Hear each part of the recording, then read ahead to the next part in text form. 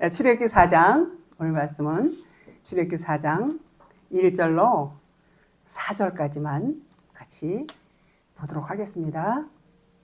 시작. 모세가 대답하여 가로되 그러나 그들이 나를 믿지 아니하며 내 말을 듣지 아니하고 이르기를 여호와께서 내게 나타나지 아니하셨다 하리이다. 여호와께서 그에게 이르시되 내 손에 있는 것이 무엇이냐? 그가 가로되 지팡이니이다. 여호와께서 가라사대 그것을 땅에 던지라. 곧 땅에 던지니 그것이 뱀이 된지라. 모세가 뱀 앞에서 피하매 여호와께서 모세에게 이르시되 내 손을 내밀어 그 꼬리를 잡으라. 그가 손을 내밀어 잡으니 그 손에서 지팡이가 된지라. 아멘. 우리는 그 영의 사람이기 때문에 그 영에 대한 갈급함이 있어요. 우리가 영의 사람이 아니면 그것을 느낄 수 없어요. 우리는 영적인 이런 그 만들어지기도 영적으로 만들어졌지만 그것을 모르고 영이 잠자고 있으면은 자기가 영적인지 몰라요. 그리고 영에 대해서 사모함도 없어요. 그러나 우리가 이제 영이 깼어요. 여러분들도 저도 영이 깬 사람은 사람이 떡으로만 살 것이 아니요 하나님의 입으로 나오는 모든 말씀으로 살 것이니라. 이렇게 말씀을 이제 잘 알지만 그 말씀이 겉에 율법 말씀을 의미하는 게 아니에요. 이 풀어진 진리의 말씀을 의미하기 때문에 그 풀어진 진리의 말씀을 먹지 않으면 영의 말씀이라고 말할 수 없어요. 그냥 율법의 말씀, 육신 말씀이란 말이에요. 율법은 이 땅적인 것, 이 세상적인 것. 그래서 율법을 뭐라고 그래요? 이걸 율법을 그냥 그림자다 이렇게 말하지요. 그래서 율법을 통해서 이제 진리를 아는 그런 과정이에요. 그래서 우리는 그 영을 사모하는 자는 율법이 풀어진 말씀을 사모한다. 그런 말이에요. 그래서 우리는 이 육신의 생각으로 말씀을 보기 때문에 이것은 영의 말씀이라고 말할 수 없어요.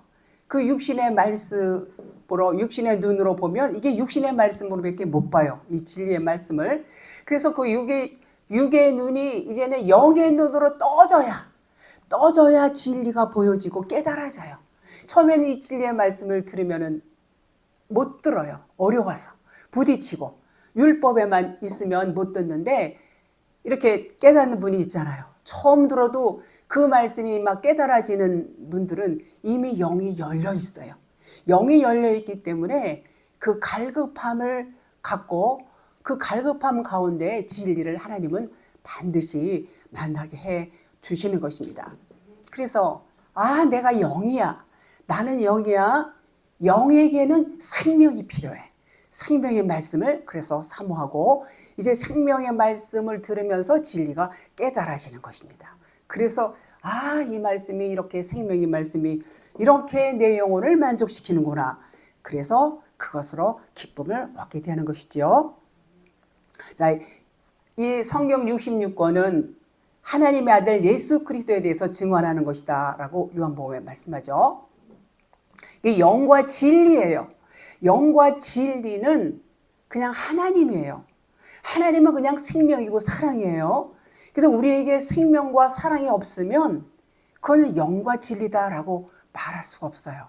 그래서 이 영과 진리는 무엇을 의미하냐면 하나님을 의미하는데 그리스도, 여기서 66권은 아들 나에 대한 증언이라고 예수님이 직접 말씀하셨어요. 그래서 하나님은 누구냐면 그리스도란 말이에요. 그리스도, 영과 진리는 그리스도인데 그리스도만이 생명이 있어요. 생명이 있어서 생명이 있다는 것은 씨가 있다는 거예요. 그래서 하나님은 씨가 있다는 것은 아들이에요. 하나님은 아들만 기억하신다 그러셨어요. 아들만 기억하시는데 그 아들이 예수 그리스도고 그 아들의 영이 우리에게 와 있으면 우리도 아들이 되는 거예요. 근데 우리 안에 그리스도의 영이 없으면 아들이라고 말하지 않아요. 그런데 우리 안에 그리스도의 영이 없으면 하나님은 아들만 기억하시기 때문에 기억하신다라고 말하지 않지요.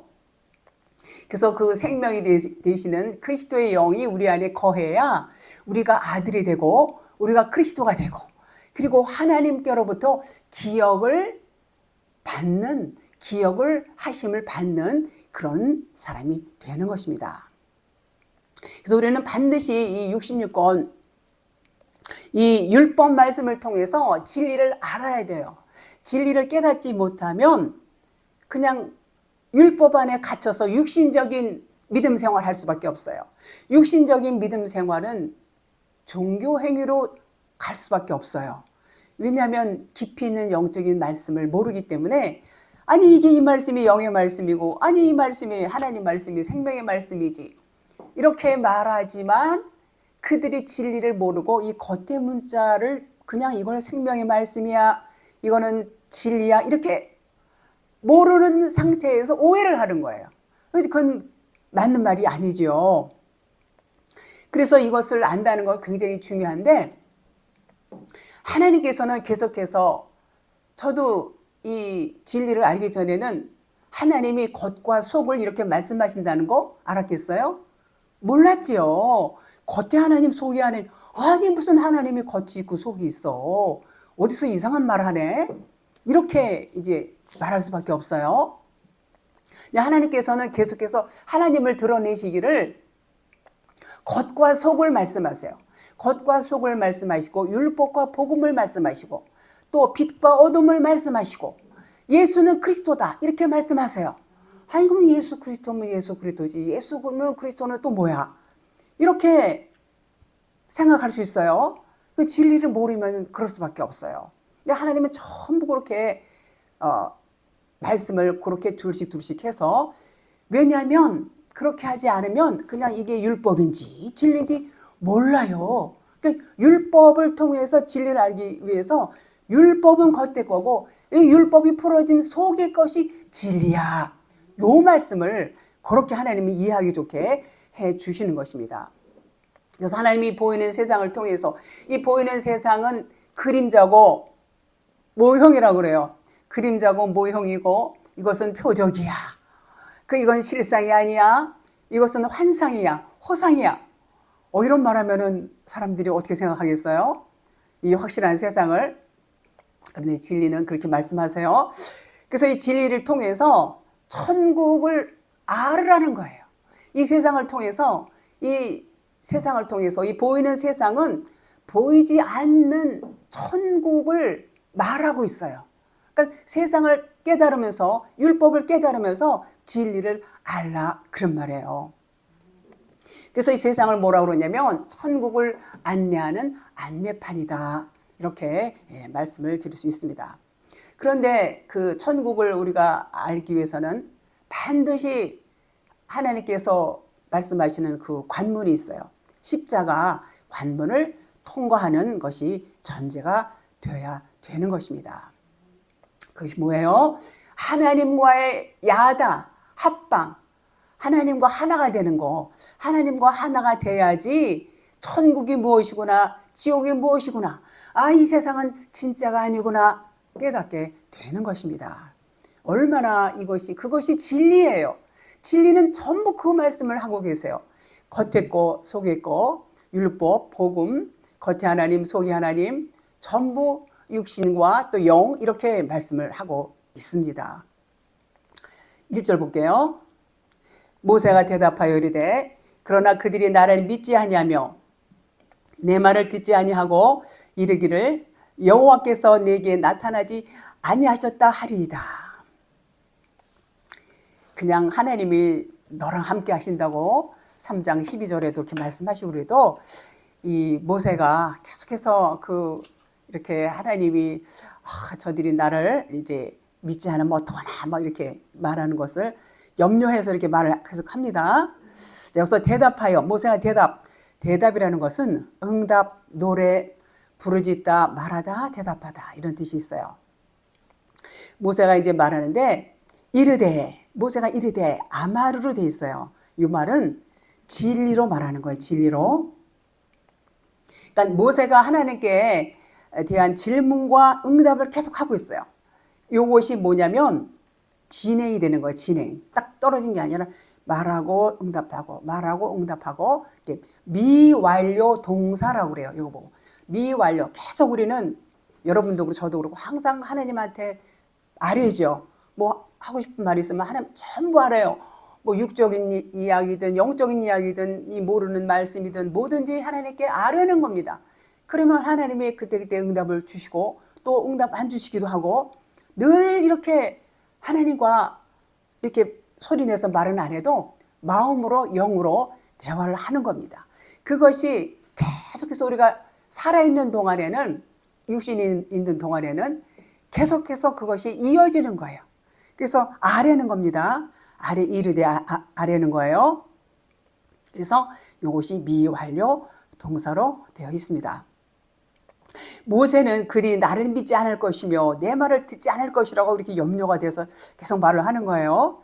이미 하나님을 경험했어요.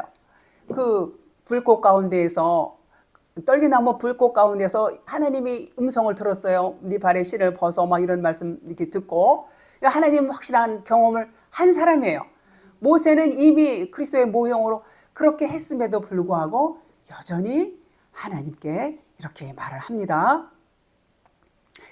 그래서 여기서 떨기나무 불꽃 요것도 말씀을 드렸지만 떨기나무는 요것도 예수님이에요. 요것도 하나님이에요. 그런데 겉에 하나님을 말하는 거야. 육신적인 거.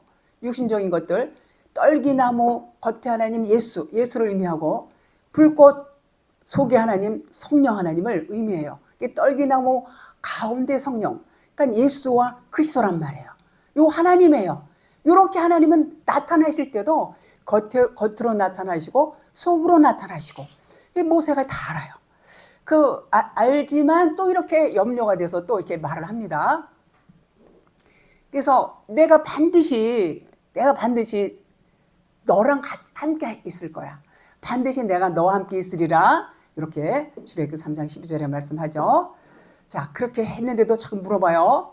그러니까 이 모세는 이 큰 일 앞에서 이제 부담이 됐을 거예요.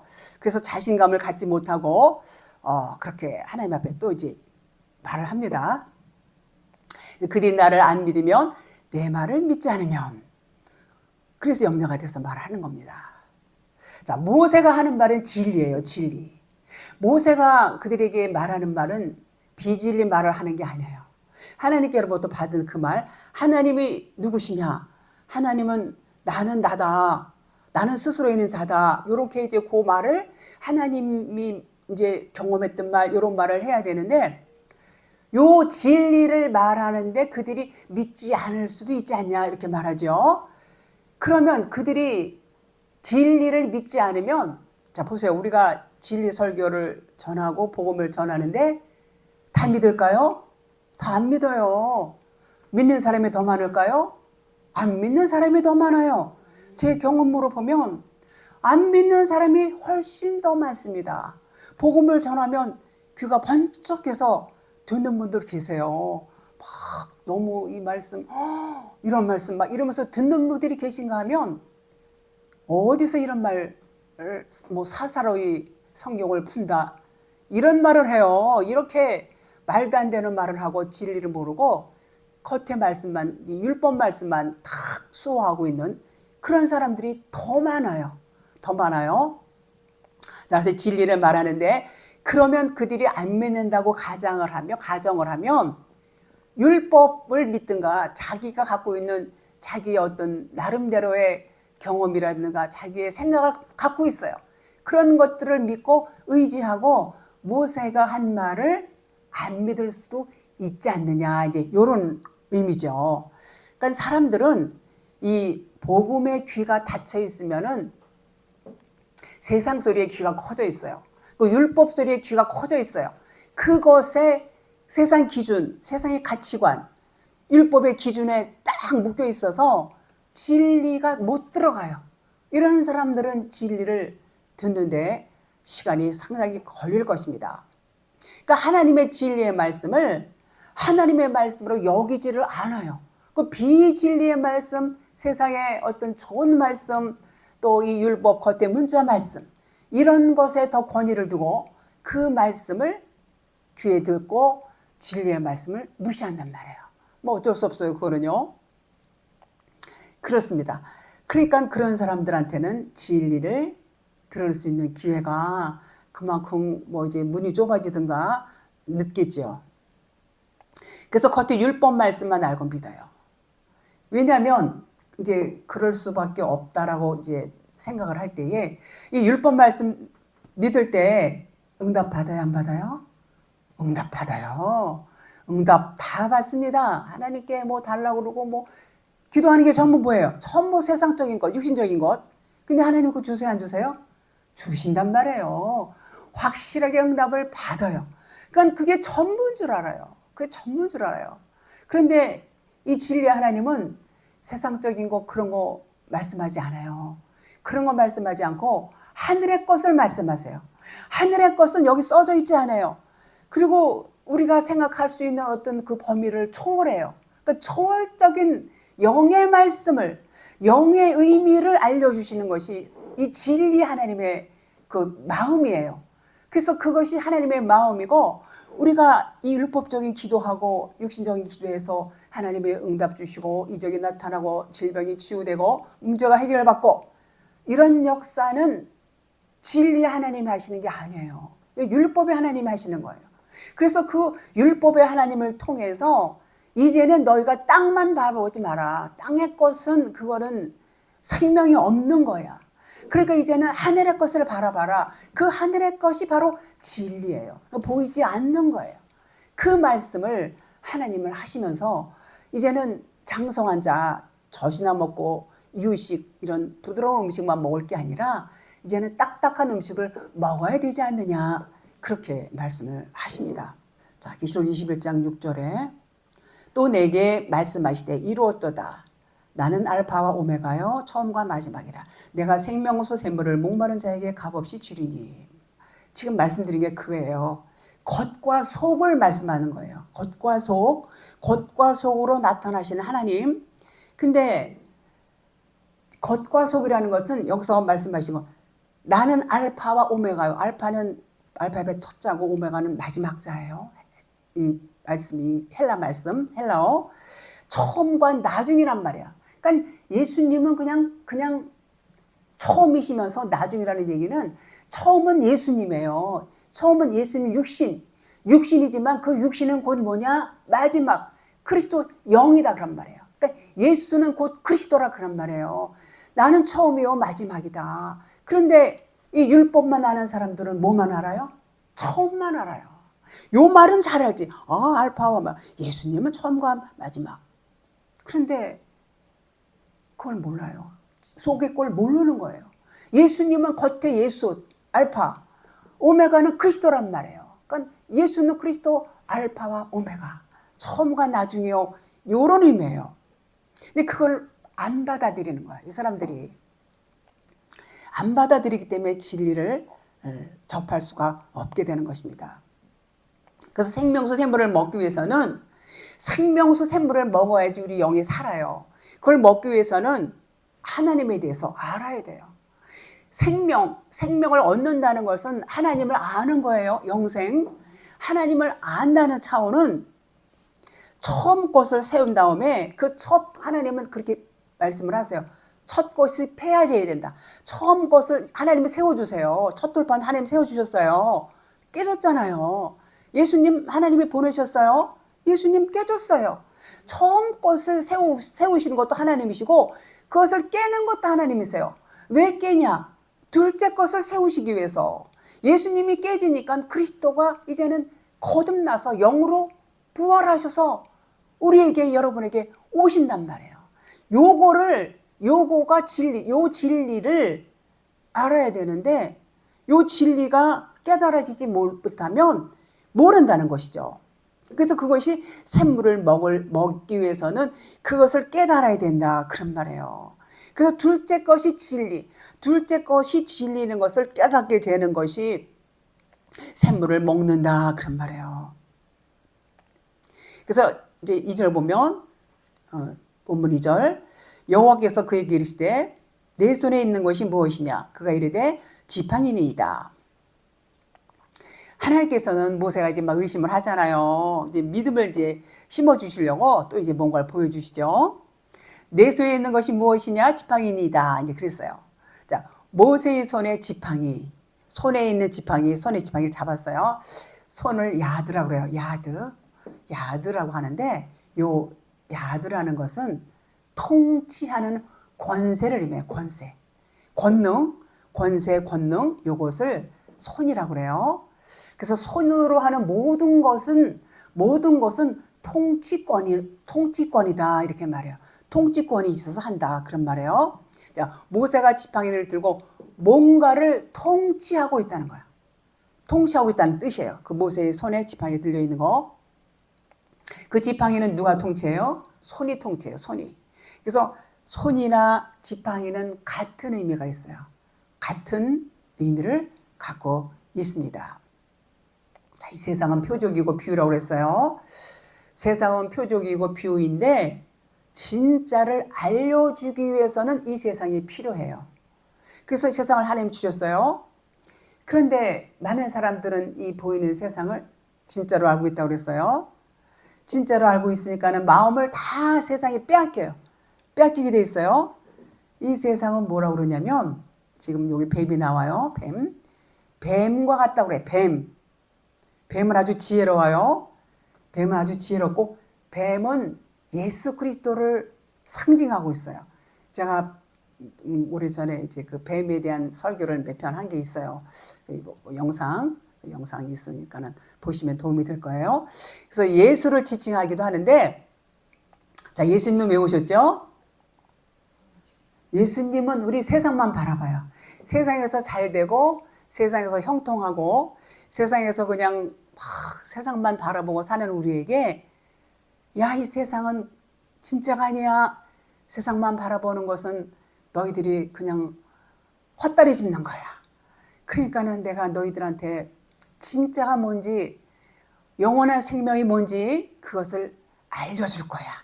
그래서 그것을 알려주려고 그러면 세상이 뱀이에요. 우리도 다 뱀이에요. 그러니까 예수님은 하나님이신데 영이신 말씀이 육신을 입고 오셨는데 뱀으로 오신 거예요. 똑같이 우리랑 똑같은 그런 모양으로 오셨어요. 근데 우리는 세상에 살면서 뱀인 거 알아요? 몰라요. 아니, 뱀이라니 무슨 소리야. 내가 이렇게 사람인데. 그렇게 생각하죠? 그러나 영적으로 보면은 세상이 뱀이고 여러분과 제가 뱀이고 모든 사람들이 뱀이에요. 그래서 예수님도 뱀으로 오신 겁니다. 자, 손은 말씀드려서 통치를 의미하고 이 세상이 통치다 이렇게 말할 수 있어요. 이 세상을 손이다, 통치다 이렇게 말해요. 왜요? 세상 사람들은 그 세상의 통치의 지배를 받고 살아요, 안 살아요? 세상의 통치의 지배를 받고 살아요. 그렇습니다. 그래서 이 말씀, 이 출애굽기 이 애굽 사람들이 지금 이렇게 놓여 있는 그 배경에는 애굽이에요. 애굽에 있고 애굽에서 이스라엘 백성들이 지금 고난을 받는 그런 장면이죠. 그래서 이들을 통치하는 것은 애굽의 바로 왕이 통치를 하고 있어요. 애굽의 바로 왕이 이들을 지배를 하고 있어요. 바로 왕은 통치권이 있는 자죠. 이스라엘 백성은 이제 이 바로의 지배하에서 이제 억압을 받고 있어요. 그래서 그들을 구원하시는 위해서 이제 하나님께서 이제 모세를 보내게 돼요. 모세는 하나님의 통치권이에요. 바로의 통치권이 있고 하나님의 통치권이 있어요. 바로의 통치는 겉에 거, 이 세상에 속해 있는 것으로 말할 수 있고, 또 이 하나님이 보내신 모세의 통치는 속의 거, 진리, 영을 통치한다 이렇게 볼 수 있습니다. 그래서 우리도 이제 겉사람이 있고 속사람이 있어요. 겉사람은 겉의 손이 통치를 해요. 육신의 것 통치하죠. 우리 육신이 있으니까 육신의 사람이 있으니까 육신의 손이 나를 통치하고, 또 우리 영적인 존재이기 때문에 영의 손이 나를 통치해요. 그러니까 영의 손이 있고 육의 손이 있어요. 영의 통치가 있고 육의 통치가 있다 그런 말이에요. 그래서 그 영의 통치, 육의 통치 안에 우리가 있으면 나 자신을 내가 억압해요. 나 스스로를 억압해요. 그래서 나를 억압하면 괴로워요? 안 괴로워요? 내가 괴로워요. 그런가 하면 내 안에는 또 나를 풀어주는 해방해주는 영의 통치가 있어요. 영의 통치가 있고 육의 통치가 있고 영의 손이 있고 육의 손이 있고 이렇게 이해를 하시면 빠르죠. 그래서 그 손은 둘을 의미해요. 하나님은 이 손조차도 영의 통치와 육의 통치 이렇게 통치도 두 가지 의미를 이렇게 주십니다. 모세도 두 가지 손이 있어요. 하나님을 온전하게 못 믿어 자꾸 의심을 해. 이게 육의 통치죠. 겉의 통치예요. 그러면서 이제 또 하나님을 또 의지하고 사모하고 하나님의 도움을 간절히 바라는 이런 속의 손이 있어요. 속에 통치하는 손이 있고 겉에 의심하는 통치. 그러니까 하나님을 의심한다는 것은 결국 뭐예요? 하나님을 대적하는 거예요. 하나님을 대적하는 거예요. 그럼에도 하나님을 대적해요. 그럼에도 하나님의 도움을 간절히 바라고 있는 속의 통치권의 손이 있습니다. 하나님께서는 이 두 가지 손이 있는 이 손을 하나로 해주시겠다는 거예요. 하나로 나를 억압했던 율법의 사고, 육신적인 이런 사고 체계를 무너뜨리고 이제는 영의 통치권을만 받을 수 있도록 그 한 손 하나로만 통치를 받을 수 있게 해주신다 그런 말이에요. 그런데 많은 사람들은 저를 비롯해서 내가 세상에 왜 태어났는지, 왜 나왔는지 예수를 몇십 년 믿어도 몰랐어요. 그냥 왜 이 세상을 하나님은 만드셨는지, 왜 내가 이렇게 지금 힘든 과정을 거쳐야 되는지 이런 등등을 경험하면서도 이 진리를 모르니까는 나 자신이 누구라는 것을 알지 못했어요. 난 하나님 딸이지, 뭐 아들, 딸 그런 개념도 몰랐어요. 난 여자니까 그냥 난 하나님 딸이지. 예수 믿으니까 영접하는 자, 그 이름을 믿는 자들에게는 하나님의 자녀가 된다고 그랬으니까 난 당연 그 정도 수준이었지. 실상 내가 어떤 사람이었고, 내가 어디 있었고, 내가 이 땅에 왜 나왔고, 이런 그 근원적인 거에 대해서는 몰랐단 말이에요. 근데 어떻게 알았어요? 예수님이 오셔서 영의 눈을 열어주시고 진리의 말씀이 깨달아져서 들려지니까는 그때 보여지는 거예요. 그때 보여져요. 나의 정체성이 이런 거였어. 내가 이런 하나님이었네. 내가 하늘에서 하나님과 하나가 되었었네. 요 정체성이 깨달아진다는 말이에요. 근데 그러기 전에는 어때요? 중병에 걸렸어. 지독한 중병에 걸려서 자기가 그 치료받지 못하고 살면서도 그러니까는 자기가 누군지 모르고 내가 왜 태어난지도 모르고 그 병에 걸린 거예요. 그 병에 걸렸어요. 그렇게 병에 걸려 있는 이 상태에서 병든 줄도 몰랐어요. 근데 누가 알려줬어요? 하나님이 알려주셨어요. 하나님이 너는 병든 자야. 너는 중병에 걸렸어. 알려주시는 겁니다. 그게 깨달아졌어요. 근데 못 깨닫는 사람들이 지금 있어요, 없어요? 엄청 많습니다. 엄청 많아요. 그러니까 뭐라고 했어요? 건강한 자에게는 의논이 쓸데없다고 그랬어요. 하나님은 병든 자라야 의논이 쓸데있지. 나는 건강해, 난 아픈 데가 없어. 그러면은 예수님의 도움이 필요 없게 되는 것입니다. 근데 얼마나 감사합니까? 여러분들이나 저나. 나는 병든 자라는 것을 알았기 때문에 주님으로부터 치료를 여러분도 받을 수가 있게 된 것입니다. 자, 아론의 싹난 지팡이는 싹이 났다는 것은 생명이 있다는 얘기예요. 다른 지팡이들도 많이 있었어요. 다 그건 막대기예요. 생명이 없어요. 아론의 지팡이에서만 싹이 났다고 그랬어요. 자, 요것은 뭐냐면 하늘의 땅이고 하늘이에요. 아론의 지팡이는 하늘이고 나머지 지팡이는 땅이에요. 땅. 그래서 두 언약을 우리가 기억할 수 있어요. 하갈과 사라, 너무 잘 아시죠? 이것이 하갈은 땅의 언약이고 사라는 하늘의 언약이에요. 하갈은 생명이 없고 사라는 생명이 있어요. 그래서 이 지팡이라는 것은 원어로 마태 그래요. 마태. 요 뜻은 종족 또는 막대기, 나무 지팡이, 기둥, 가지 이런 뜻이 있어요. 요것은 모두 뭘 의미하냐면 십자가를 의미해요. 십자가 뭐가요? 지팡이. 이 지팡이가 십자가를 의미해요. 모세가 지팡이를 들고 다닌 것도 자기 십자가를 지고 하나님을 쫓아다닌 거예요. 십자가를 의미하고 있어요. 우리도 여러분과 저도 십자가를 당연히 지죠. 당연히 져야 돼요. 지고 따라오라 그랬어요. 우리 안에도 지팡이가 있어요. 지팡이 있습니다. 지팡이는 언약의 기둥이에요. 지금 말씀드렸듯이 십자가 언약의 지팡이고, 언약의 말씀이 지팡이고 진리의 말씀이 지팡이에요. 지팡이.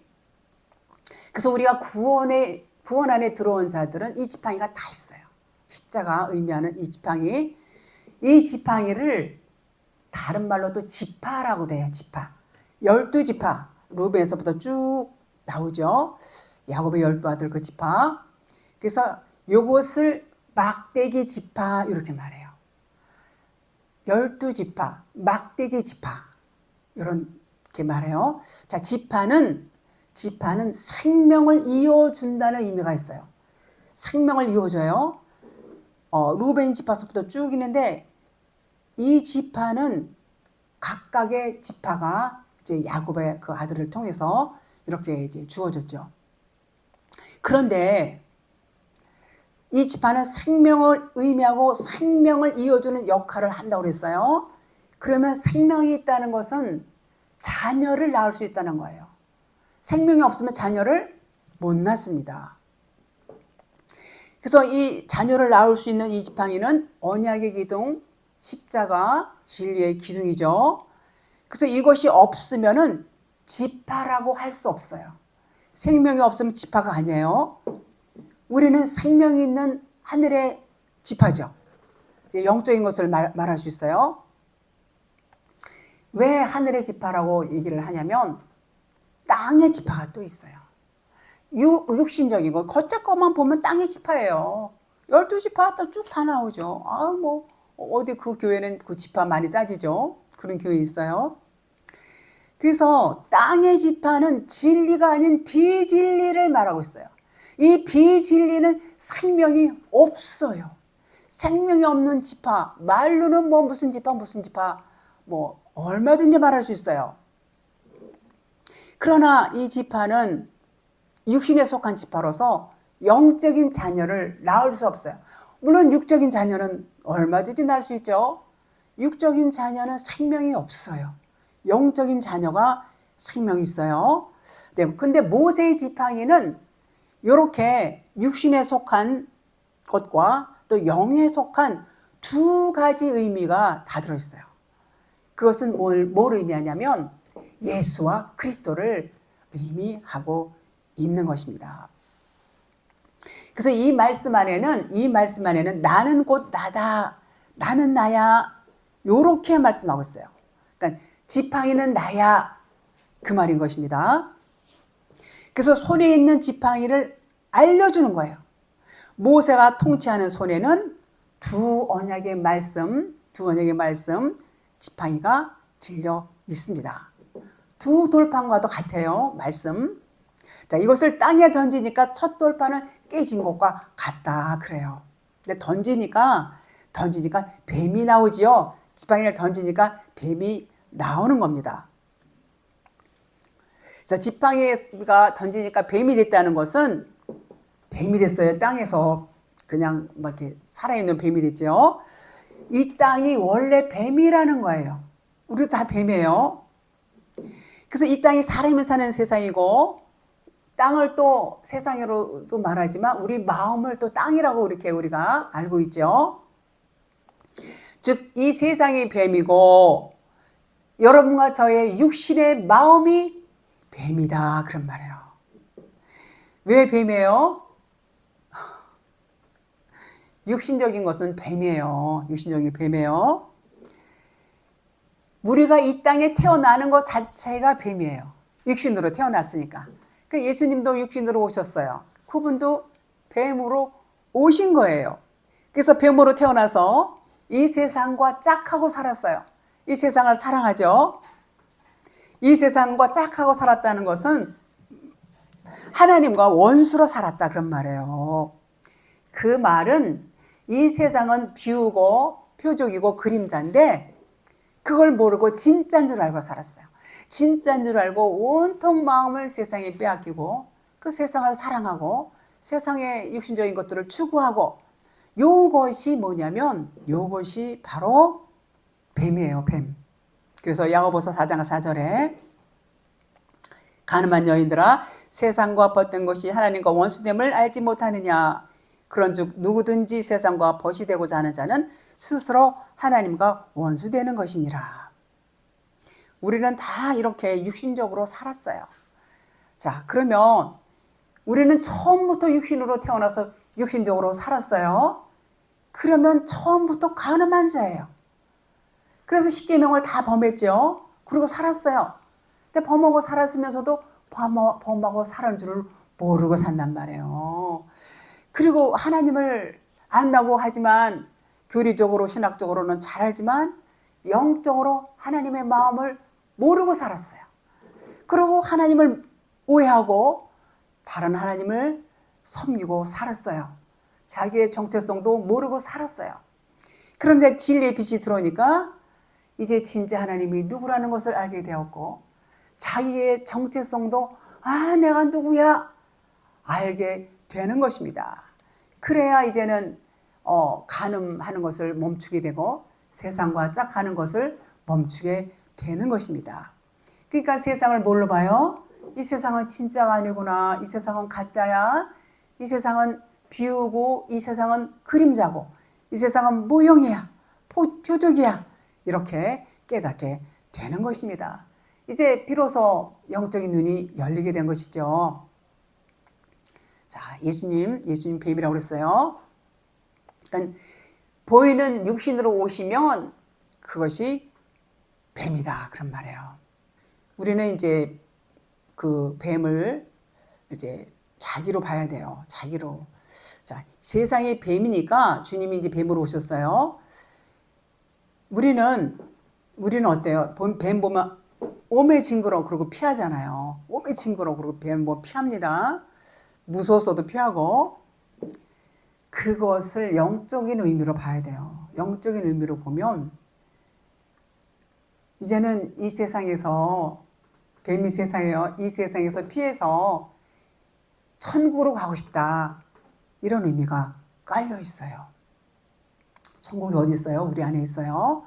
자, 세상 관점으로 살지 말고 이제는 하늘의 관점으로 살라는 거예요. 하늘의 관점이 뭐예요? 의와 평강과 희락이에요. 그걸 누리면서 살기 위해서는 세상의 관점에서 벗어나라는 거예요. 그게 천국이에요. 우리 안에 있어요. 자, 우리는 보통 생각하기를 하와가 뱀이 유혹해서 넘어가서 선악과를 먹음으로 해서 우리에게 원죄가 들어왔다. 이렇게 교리적으로 그렇게 배우잖아요. 다 성경 공부할 때 그렇게 배워요. 그래서 그 조상이 지은 죄 때문에 우리가 그 죄를 유전을 받아서 우리는 그냥 태어나면 죄인이야. 이렇게 알고 살아왔어요.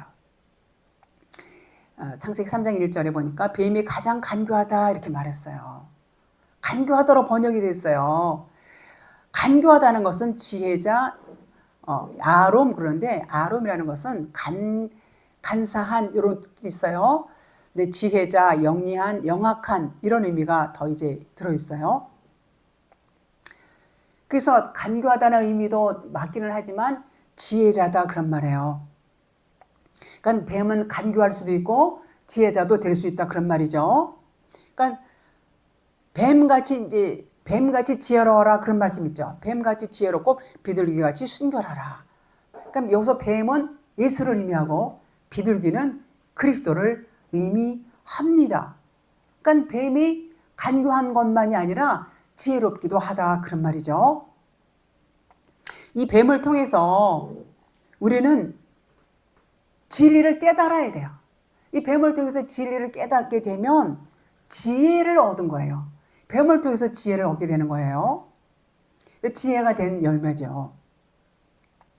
이제 뱀이 이제 하와에게 지혜롭게 다가온 거예요. 그것은 하나님께서 우리를 구원시켜 주기 위한 것이죠. 뱀은 비유죠. 뱀은 비유고 하나님은 비유로 주셨어요. 전부 비유로. 자, 표적으로 와서 설명하는 자. 뱀은 예수를 말씀했어요. 예수님이 이 세상에 뱀으로 오신 것은 표적으로 비유로 오신 거예요. 그러니까 너희가 이렇게 뱀이야. 너희가 뱀이기 때문에 내가 뱀으로 온 거야. 그러니까 우리가 뱀인 걸 깨달으면 더 이상 뱀이 아닌 거예요. 우리는요. 이걸 깨닫지 못할 때까지가 뱀이에요. 그래서 예수님이 십자가에 죽으시는 거예요. 우리가 깨닫게 되면 우리도 죽는 거예요. 원죄 말씀을 잠깐 드릴게요. 그 원죄는 그 창세기에 이제 하와가 그 선악나무를 보고 먹음직도 하고 또 보암직도 하고 먹음직도 하고 지혜롭게 할 만큼 탐스럽기도 한 나무인지라 이렇게 이제 보고 이제 그걸 결국 따먹게 되죠. 근데 따먹기 전에 이미 거기서 탐스럽기도 한 나무인지라 이렇게 하와가 그런 마음이 들었어요. 그러면 그 탐스럽다는 것이 그게 그 해석해 보면 탐욕이에요. 탐욕이라는 의미예요. 그러니까는 하와가 그때는 선악나무를 먹기 전이에요. 먹기 전인데 이미 그 마음 가운데 탐심이 있었던 거예요. 자, 그 얘기는 뭐냐면 이미 우리는 태어날 때부터 그렇게 지음을 받았다는 얘기예요. 죄와 허물로 죽은 자로 태어나는 거예요. 그러니까 하나님이 뭐 선악과를 먹어서 원죄가 들어왔다 이렇게 우리가 말하고 있지만 그게 아니라 이미 우리는 지어졌을 때부터 그렇게 죄와 허물로 지어졌다 이렇게 말씀을 드립니다. 비유라는 것은 겉의 것으로 안의 것을 말씀해 주는 거예요. 겉과 속이 있다는 것을 말씀하기 위해서 하나님은 겉의 것을 비유로 주셨지요. 자, 뱀은 혀가 둘로 되어 있어요. 혀가 둘이 있다는 것은 겉과 속을 동시에 갖고 있다는 의미예요. 뱀이. 그래서 이게 뱀이에요. 이 세상이 뱀이고 이 세상이 지금 말하고 있는 거예요. 겉과 속으로 말하고 있어요. 세상이 뱀이에요. 세상이 보이는 건 겉이죠. 겉이 있지만 그 겉의 속에서 말하는 것이 또 진리가 있어요. 겉은 겉에 거 말을 하고 있고 보여지는 거, 그 속에는 진리가 들어있다 그런 말이에요. 자, 그러면 왜 비유로 말씀하셨을까? 하나님은 왜 전부 비유로 하셨을까? 방금 읽어드린 거. 그것은 믿는 자들에게 증거를 보여주시기 위해서. 증거를 보여주셔야 되니까. 그러니까 증거는 뭐냐면 그 증거라는 것은 겉의 것을 설명을 해요. 겉의 거, 이 율법.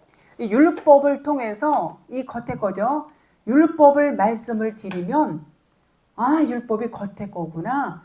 속의 것을 알아들을 수 있어요. 그것이 증거예요. 이건 겉의 것이고 속의 것은 요 말씀이 아니고 요 말씀이라는 것을 알려주면 그걸 깨달아요. 깨닫는 것이 증거예요. 안의 것으로 깨달을 때 그것이 이 겉의 말씀은 율법이에요. 이 율법 안에는 진리가 들어있어요. 그래서 하나님은 비유로 주셨어요. 진리를 깨닫게 하기 위해서. 전부 하나님은 비유로 주신 이유가 이거는 겉에 거, 이거는 그냥 껍데기야. 속에 게 따로 있어. 그러면서 둘씩 이렇게 말씀을 하시는 것입니다. 그런데 사람들은 어때요? 아까도 말씀드렸지만 겉의 말씀만 믿어요. 진리의 말씀을 외면해요. 겉의 말씀은 비유고 이거 속의 것이 진짜고 이거는 진짜가 아니에요. 이거는 모형이에요. 근데도 어때요? 겉의 말씀을 듣고 이 말씀 뭐 애우고 이 말씀 신학 공부하고 이 말씀 뭐 그냥 교리 공부하고 너무 이 말씀이 좋아서 이 말씀 외에는 다른 거를 안 받아들이려고 그래요. 안 받아들여요. 그럼 어때요? 그냥 겉의 문자 말씀 안에 그냥 머무를 수밖에 없어요. 율법 안에 갇히는 거예요. 그건 육신이에요, 육신. 육신의 사람으로 살 수밖에 없는 거예요, 그거는요. 진리를 모르면은 그거는 율법이에요. 율법은 육신이에요. 고린도후서 11장 2절에 바울이 이렇게 말해요. 내가 하나님의 열심으로 너희를 위하여 열심을 내노니 내가 너희를 정결한 처녀로 한 남편인 그리스도께 드리려고 준비함이로다 그랬어요. 바울이 자 정결한 처녀라는 건 뭐예요? 율법에서 나와야 돼요. 율법 남편과 이제 갈라서야 돼요. 율법 남편과 갈라서지 않으면 정결한 처녀가 될 수가 없어요. 율법에서 빠져나온 그 처녀라야 정결한 처녀가 되어야 그리스도와 혼인할 수 있어요. 율법에 매여 있으면 그리스도와 혼인을 할 수가 없는 것입니다. 3절 볼게요. 뱀이 그 간계로 하와를 미혹한 것 같이 너희 마음이 그리스도를 향하는 진실함과 깨끗함에서 떠나 부패할까 두려워하노라. 여기서도 뱀이 하와를 미혹한 것이 아니고 지혜롭게 한 말씀인데 이렇게 이제 번역을 전부 간계로 되어 있네요. 그런데 이제 요 뒤에 문장에 너희 마음이 그리스도를 향한 진실함과 깨끗함에서 떠나 부패할까 두려워하노라. 그러니까 요 말 때문에 뱀을 간계하게 보게 되는 것이죠. 그 하와에게 그 말하는 뱀이 간계로 보이는 거예요. 그러니까 세상에서 믿는 사람들이 그런 시각으로 본다는 거예요. 이들은 진실함과 깨끗함에서 떠나서 부패할까 두려워한다는 거죠. 번역도 지혜로 하지 않았고 간계로 했어요. 그것은 그리스도를 떠나 있기 때문에 눈이 가려져 있는 상태예요. 그리스도를 떠나면 안 되는데 떠나 있는 상태, 그러니까 그리스도와 하나가 되어 있지 않은 상태이기 때문에 눈이 가려져 있기 때문에 이렇게밖에 볼 수가 없는 것입니다. 그러니까 겉에 문자 말씀만 보고 이 속 안에 들어있는 진리를 깨닫지 못하면 하와를 미혹한 뱀으로만 보는 거예요. 하와를 미혹했다. 뱀은 나쁘다. 이렇게 한번 보죠. 4절 볼게요. 고린도후서 11장. 만일 누가 가서 우리가 전파하지 아니한 다른 예수를 전파하거나 혹은 너희가 받지 아니한 다른 영을 받게 하거나 혹은 너희가 받지 아니한 다른 복음을 받게 할 때는 너희가 잘 용납하는구나. 이제 아직 이들이 정결한 처녀가 못 됐죠. 율법 말씀 육신 안에 갇혀 있는 상태예요. 율법 안에 갇혀 있으면 이렇게 다른 영을 용납을 해요. 그래서 겉의 것으로 표면적인 것으로 귀에 솔깃한 거, 귀에 듣기 아주 그냥 듣기 좋은 거, 육신의 유익을 주는 것들을 잘 받아들여요. 왜요? 아직 영적인 사람이 아니기 때문에 그래요. 그래서 그것을 잘 받아들이는구나, 용납하는구나, 좋아하는구나 이런 뜻이에요. 그런 자들이 하와를 뱀이 미혹했다 이렇게 여기는 겁니다. 그래서 말씀을 잘못 받는 것이 다른 영을 받는 거예요. 다른 게 아니에요. 다른 말씀을 잘못 받는다는 것은 예수는 곧 그리스도다. 겉에 예수는 곧 진리 그리스도다. 요 말씀이 아닌 요 말씀이 아닌 다른 말씀을 전하는 것을 다른 복음이라고 그래요. 그럼 그것을 뭐라고 그래요? 다른 영이다 그렇게 말해요. 뱀은 선입견이 우리가 안 좋지요. 모르기 때문에 그래요. 그 생각도 바꿔야 돼요. 옳은 생각이 아니에요. 뱀은 지혜를 가르쳐줘요. 지혜를 가르쳐주는데 무슨 지혜를 가르쳐주느냐? 진리를 가르쳐줘요. 그것을 깨닫게 되면 아 이게 진리구나. 그렇게 알려주는 게 뱀이에요. 본문 3절 볼게요. 여호와께서 이르시되 그것을 땅에 던지라 하시매 곧 땅에 던지니 그것이 뱀이 된지라. 모세가 뱀 앞에서 피하매. 아까 말씀드렸죠. 뱀을 보면 피하는 것은 뱀은 표적이고 이거 진짜가 아니에요. 겉의 것으로 우리에게 와서 뭔가를 알려주는 역할을 하는 게 뱀이에요. 그래서 뱀을 피했다는 것은 겉의 것을 다 깨닫게 되면 이제는 뱀은 이제 뱀이 뭐라는 걸 알았어. 그럼 뱀을 피하는 거예요. 그래서 과정이 끝났다는 것을 의미해요. 뱀에게서 뭔가를 깨달았다는 거예요. 예수님이 뱀으로 오셨어요. 뱀으로 표적으로 오셨어요. 그래서 예수님이 어떻게 했어요? 뱀이 표적으로 오셨어요. 뱀도 표적이에요. 표적은 비유의 말씀이라고 했어요. 비유의 말씀. 그 예수님이 표적이 이제 십자가에서 끝나셨죠. 자, 율법에서 비유, 표적, 진리를 깨닫게 되면 이 비유는 끝나는 거예요. 비유의 율법은 끝나는 거예요. 그래서 이제 뱀을 피했다는 것은 이제는 율법, 예수, 뱀이 예수예요. 예수에서 끝나면 어디로 가야 돼요? 그리스도께로 가야 돼요. 피하는 거예요. 예수에서 피해야 돼요. 율법에서 피해야 돼요. 뱀에게서 피해야 돼요. 그런 의미인 것입니다. 그러니까 바울이 그거를 하는 거예요. 이제 예수에서 이제는 돌이켜 그리스도께로 와라. 그런 얘기를 하는 겁니다. 그것이 중매예요. 그리스도와 혼인하라는 거예요. 이제는 율법과 이혼하고 율법을 마침하고 이제는 진리 그리스도와 혼인을 해야 된다. 바울이 지금 그걸 중매한다는 얘기예요. 이해하시죠? 4절 보겠습니다. 출애굽기 4장 4절 본문. 여호와께서 모세에게 이르시되 내 손을 내밀어 그 꼬리를 잡으라. 그가 손을 내밀어 그것을 잡으니 그의 손에서 지팡이가 된지라. 자, 꼬부리를 잡으라는 것은 이제 율법이 이제는 마침을 할 때가 됐다는 의미예요.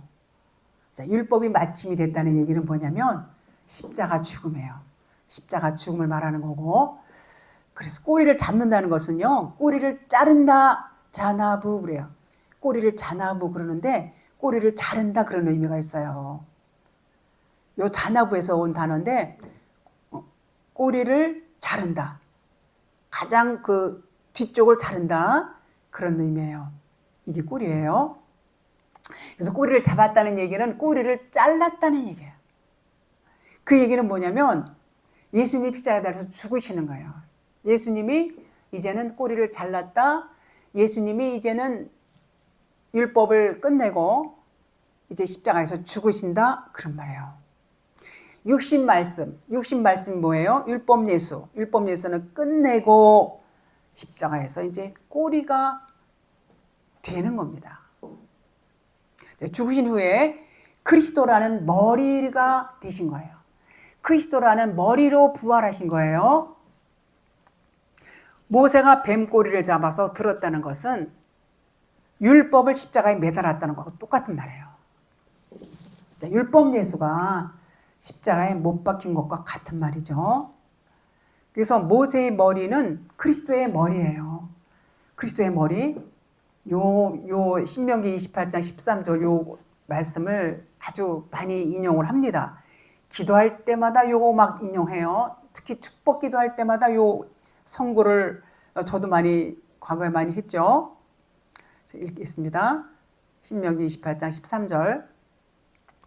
여호와께서 너는 머리가 되고 꼬리가 되지 않게 하시며 위에만 있고 아래에 있지 않게 하시리니. 아마 여러분들도 이 말씀 참 많이 인용하실 겁니다. 자, 왜냐하면 이왕이면 머리가 좋죠. 꼬리가 되는 거 좋아하겠어요? 위에만 있고 아래에 있지 않는 게 좋죠. 자, 머리가 된다는 것은 지금 여기서 죽으신 후에 그리스도라는 머리로 부활하신다 그랬어요. 여기서 머리가 된다는 것은 그리스도가 된다는 얘기예요. 머리가 그리스도가 돼야지 돼요. 우리는요. 여러분과 제가 나는 죽고 없는 자면은 누가 머리가 돼야 돼요? 그리스도가 머리가 되는 거예요. 그러니까 머리가 되게 요거는 너의 육신의 생각은 죽고 너의 머리는 이제 그리스도야. 이거 굉장히 축복된 말이죠. 자, 꼬리가 되지 않게 요 꼬리는 뭘 의미하냐면 율법, 육신 말씀이 되지 않게 하고 이런 뜻이에요. 이런 뜻이에요. 그러니까 사람들은 육신, 이 보이는 세상적인 가치관, 이 땅의 논리, 이런 사고를 갖고 성경을 보니까 어떻게 돼요? 그저 그냥 1등 해야 되고 그냥 꼬리가 되면 꼴찌하면 안 되고 뭐 전부 이런 측면에서 그렇게 알고 말하고 기도한단 말이에요. 근데 이것은 뭐냐면 땅의 관점이에요. 땅의 관점으로 봐서 그래요. 전부 땅의 논리에 초점이 맞춰 있다 보니까 이 말씀을 그렇게 오해하는 거예요. 오해를 해요. 그래서 진리 말씀과 얼마나 이것이 어긋난가, 얼마나 상반되는 말씀인가 우리는 그것을 알게 되지 않겠어요? 그래서 우리가 진리를 안다는 것은 가장 큰 복인 것입니다. 자, 오늘은 여기까지 하겠습니다.